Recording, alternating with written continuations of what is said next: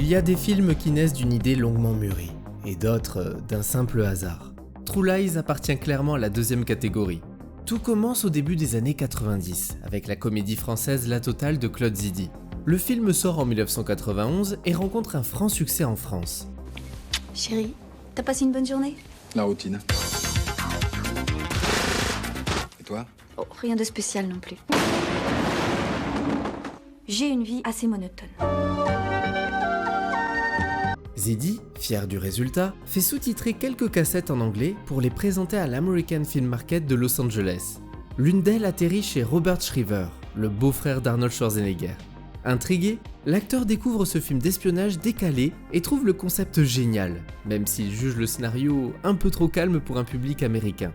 Il pense alors à James Cameron pour en faire une version bien plus musclée. Coup de chance, au même moment, Cameron cherche un nouveau projet après avoir mis de côté plusieurs idées dont une adaptation de Spider-Man et celle de Billy Milligan, l'homme aux 24 personnalités.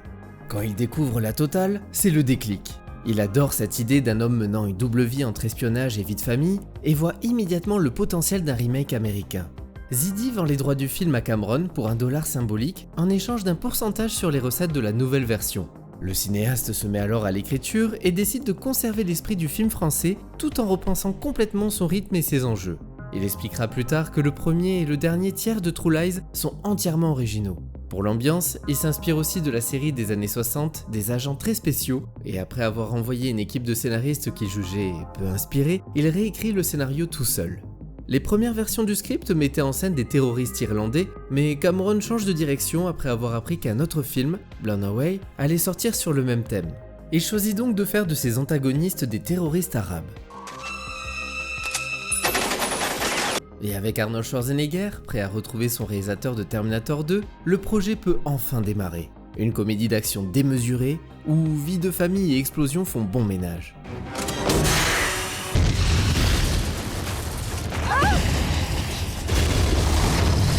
Mais le réalisateur, lui, voit plus loin. Ce qui le fascine, ce n'est pas seulement la dimension spectaculaire, mais surtout ce qu'elle cache. Un portrait intime d'un mari et d'un père contraints de jongler entre deux vies qui s'entrechoquent.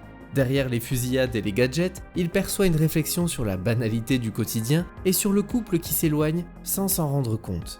Le film devient pour lui une manière de ramener sur Terre le héros invincible, de le confronter à des problèmes ordinaires, loin du mythe de l'espion parfait.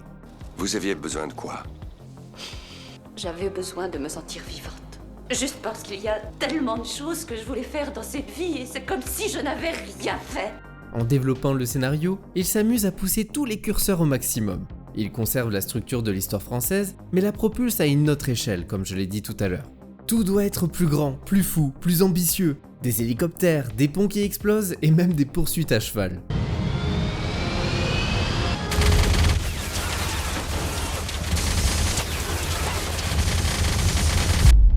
True Lies s'annonce comme un film d'action total, à la fois monumental et profondément humain. Pour Cameron, c'est aussi un terrain d'expérimentation. Lui qui s'est illustré dans la science-fiction et les drames futuristes avec Aliens, Terminator, Abyss, s'attaque ici à un genre inédit pour lui, la comédie d'action. Un pari risqué, car trouver l'équilibre entre humour et intensité relève du casse-tête. Il sait que le moindre faux pas pourrait faire basculer le film dans la caricature. Mais fidèle à sa réputation, il se lance sans filet, convaincu qu'il peut marier rire, émotion et adrénaline dans un même mouvement.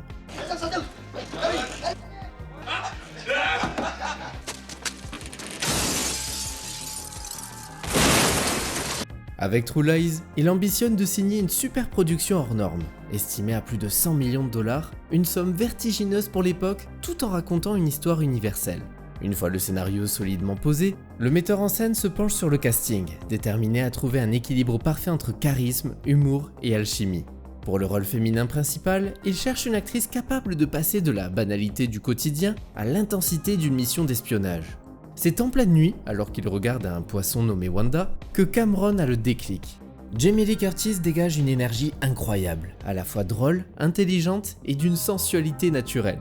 Pour lui, c'est une évidence. Il réveille même tout son entourage pour le leur dire « Elle sera parfaite ».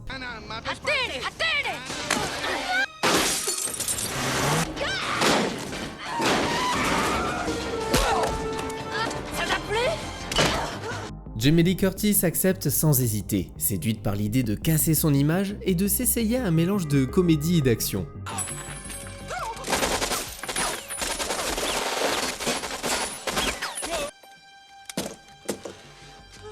Elle voit là dans True Lies une opportunité rare de jouer une femme ordinaire qui découvre sa propre force et son implication dépasse les attentes de Cameron. Dès les répétitions, elle propose des idées, affine son jeu et s'investit dans les cascades et autres défis. L'un d'eux, d'ailleurs, restera célèbre, la scène du tango, qu'elle tourne avec Arnold Schwarzenegger. Derrière cette élégance se cache une angoisse réelle, car Jamie n'est pas danseuse professionnelle. Arnold, lui, s'amuse à la rassurer, et rigole beaucoup en disant que c'est la cascade la plus dangereuse du film. Pour le rôle de l'agent, Cameron n'envisage évidemment personne d'autre qu'Arnold. Leur duo fonctionne à la perfection depuis Terminator, et il sait qu'il peut lui confier à la fois des moments d'action les plus extrêmes et des passages plus comiques. Arnold s'implique comme jamais. Il veut rendre le personnage crédible dans les deux registres, celui de l'espion invincible et celui du mari dépassé.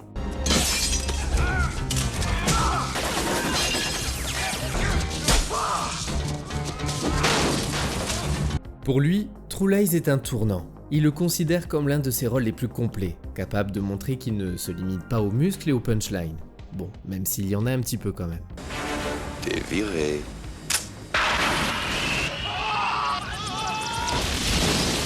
À leur côté, le réalisateur recrute Tom Arnold, alors surtout connu pour ses apparitions comiques. Sur le plateau, son humour spontané fait mouche. Certaines de ses répliques les plus drôles sont d'ailleurs improvisées.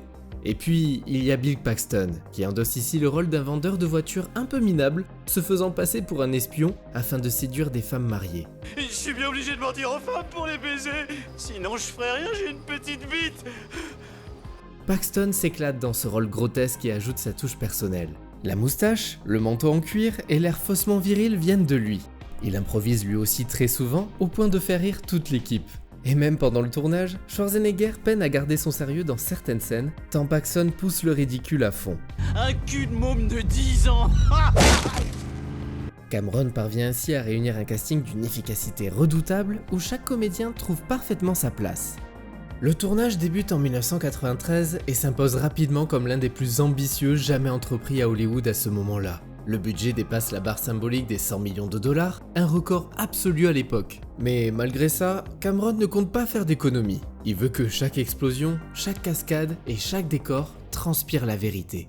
Sur le plateau, tout doit être tourné pour de vrai. Le cinéaste déteste les artifices. Les explosions sont réelles, les hélicoptères volent à basse altitude et les cascades sont exécutées avec un minimum d'effets visuels. Ce perfectionnisme rend le tournage aussi impressionnant que chaotique. L'équipe travaille parfois dans des conditions très compliquées, au milieu des flammes, de la poussière et du bruit assourdissant des moteurs. Parmi les séquences les plus folles, celle de la poursuite à cheval reste un sommet d'ingéniosité. Le metteur en scène veut que la scène se déroule dans un hôtel de luxe, avec un cheval lancé au galop dans les couloirs avant d'entrer dans un ascenseur.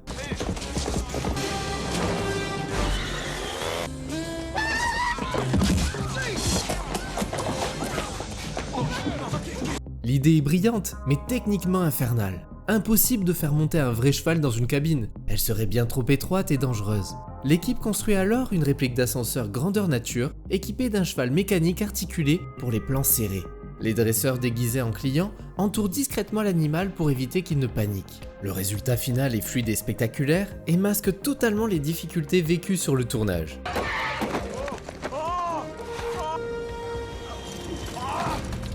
La séquence du pont reste elle aussi légendaire. Cameron veut faire sauter le 7 Mile Bridge, un immense viaduc. Bien sûr, les autorités refusent qu'on fasse exploser un monument emblématique. Le réalisateur obtient donc l'autorisation de détruire une réplique construite spécialement pour le film, dans une zone isolée.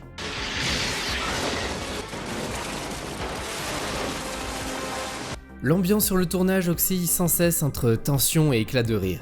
Évidemment, Cameron ne laisse rien au hasard. Lors d'une répétition d'une scène de bagarre, il se blesse à la main, trop impliqué dans la démonstration. Pour détendre l'atmosphère, l'équipe invente une petite punition. Celui qui commet une erreur porte un collier d'os, un accessoire ridicule que tout le monde finit par craindre. Mais évidemment, rien ne surpasse la séquence finale. Le cinéaste veut filmer un vrai avion de chasse. Grâce à un accord exceptionnel avec le corps des Marines, la production a accès à de véritables engins pilotés par des militaires. Pour les plans les plus risqués, l'équipe construit une réplique taille réelle posée sur une plateforme hydraulique géante au sommet d'un immeuble de Miami. Schwarzenegger tourne ainsi plusieurs scènes suspendues au-dessus du vide, entourées d'hélicoptères en vol réel.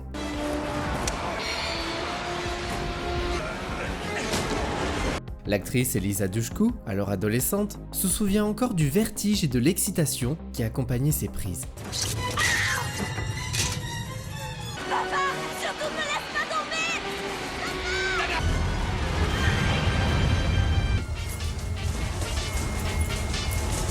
Et au milieu de toutes ces explosions et de ces courses-poursuites, il y a une scène beaucoup plus inattendue, devenue aujourd'hui complètement culte. Je parle bien sûr de la fameuse scène de striptease. Sur le papier, ça pourrait ressembler à un simple moment sexy, limite gratuit, mais en réalité, James Cameron cherche tout l'inverse. Ce qui l'intéresse ici, ce n'est pas de fantasmer le personnage, mais de montrer une femme qui sort de sa routine, qui se redécouvre. Et c'est précisément pour ça que la scène fonctionne aussi bien. Parce qu'elle n'est pas parfaite. Elle est au début hésitante, maladroite, c'est ce qui la rend crédible. D'ailleurs, il y a un détail que beaucoup de spectateurs ignorent. Pendant longtemps, on a cru que la chute de Jamie Lee Curtis était totalement accidentelle, mais en réalité, elle a été suggérée par Cameron lui-même.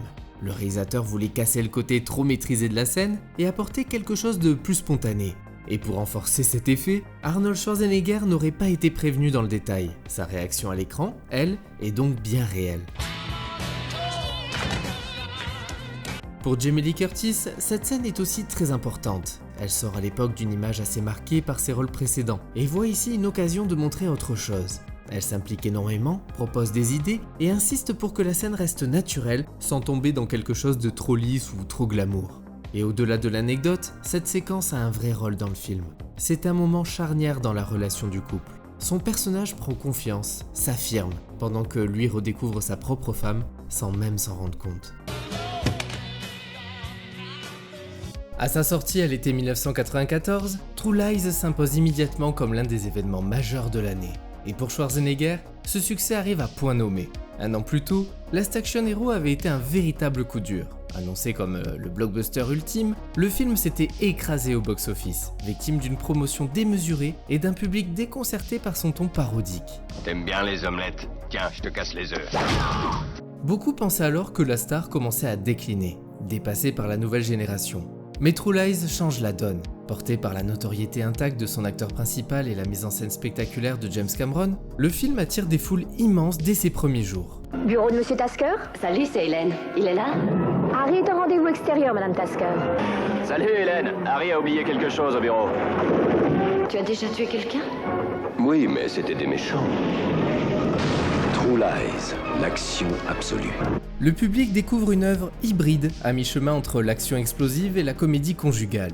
Cette alliance inattendue séduit instantanément. Les spectateurs rient autant qu'ils frissonnent et la presse salue la capacité du long métrage à mêler humour et grand spectacle sans jamais perdre son rythme.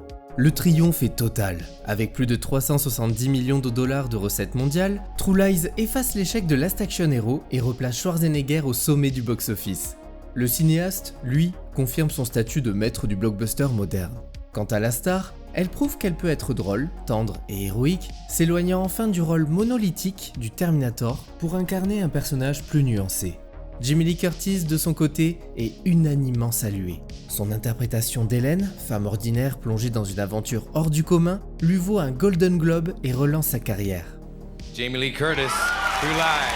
You know what? I'm telling you, I pulled out my daughter's good luck note literally right before they read the thing. I'm serious. It says True Lies Mom. I'm telling you. Pour Cameron, True Lies marque la fin d'un cycle.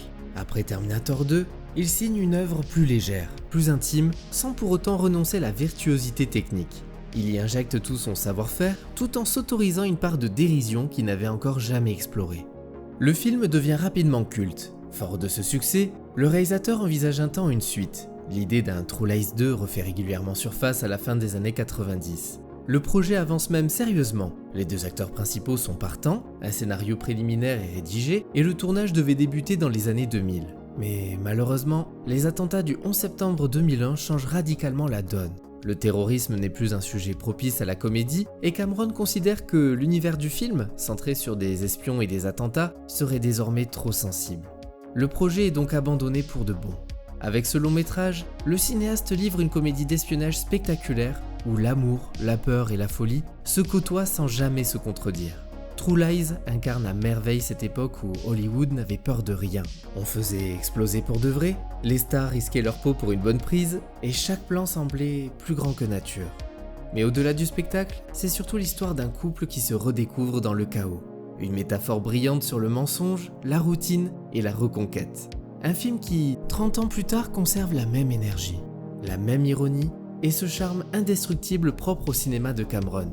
Entre humour, adrénaline et romance, True Lies reste une œuvre à part, le genre de film qu'on ne refera sans doute plus jamais de cette manière. Et c'est peut-être ça, au fond, le vrai secret de sa réussite. Cette alchimie rare entre le cœur et le grand spectacle.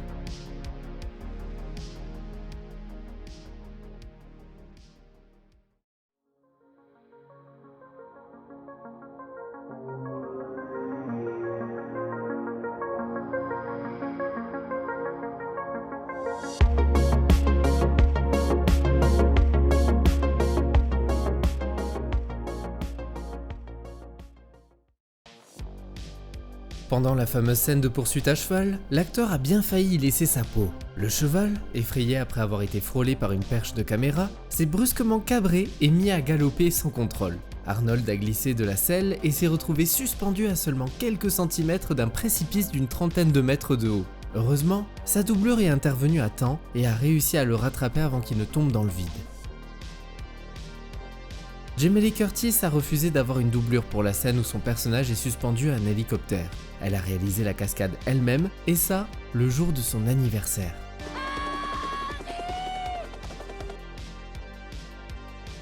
True Lies est entré dans l'histoire en devenant le tout premier film à franchir la barre symbolique des 100 millions de dollars de budget, une somme colossale pour l'époque en 1993. Entre les cascades, les explosions réelles et les hélicoptères, chaque séquence représentait un défi logistique. James Cameron voyait grand, très grand, et cette ambition a fait de True Lies le film le plus cher jamais produit jusqu'à sa sortie. Alors qu'une suite au cinéma était abandonnée, une série a quant à elle vu le jour en 2023. On y retrouve le même concept, mais transposé à notre époque avec de nouveaux acteurs. Le studio refusait catégoriquement que Tom Arnold, alors connu pour son divorce très médiatisé avec Roseanne Barr, fasse partie du casting. Sa réputation d'agitateur dérangeait les producteurs.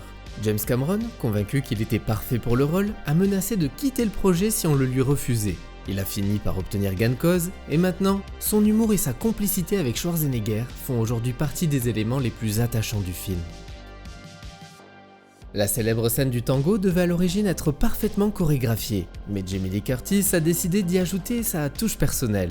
Une partie de la danse, notamment ses gestes de séduction, a été improvisée sur le moment. Cameron a adoré ce naturel et il a conservé cette version dans le montage final. James Cameron fait un caméo vocal dans une séquence de poursuite.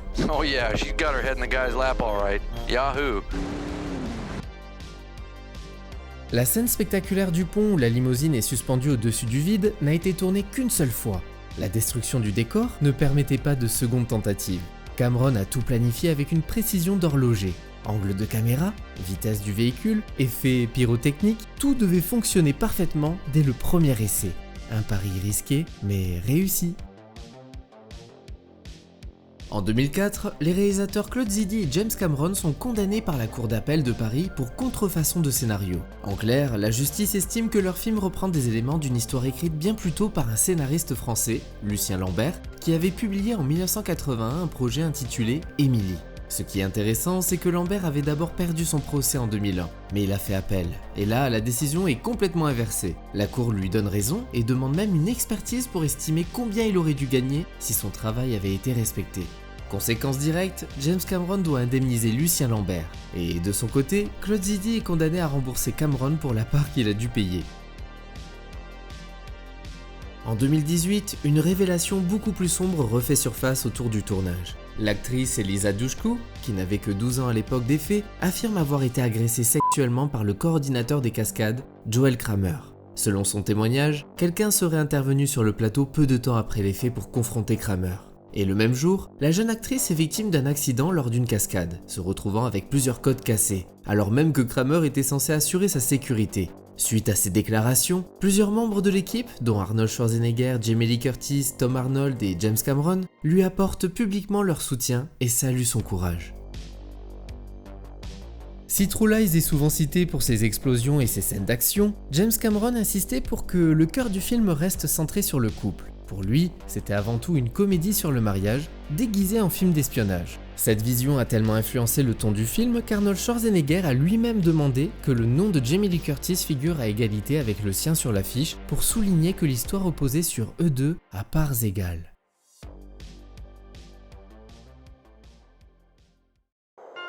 Et voilà, c'est tout pour True Lies. J'espère que vous avez passé un bon moment et on se retrouve très vite pour de nouvelles rétrospectives.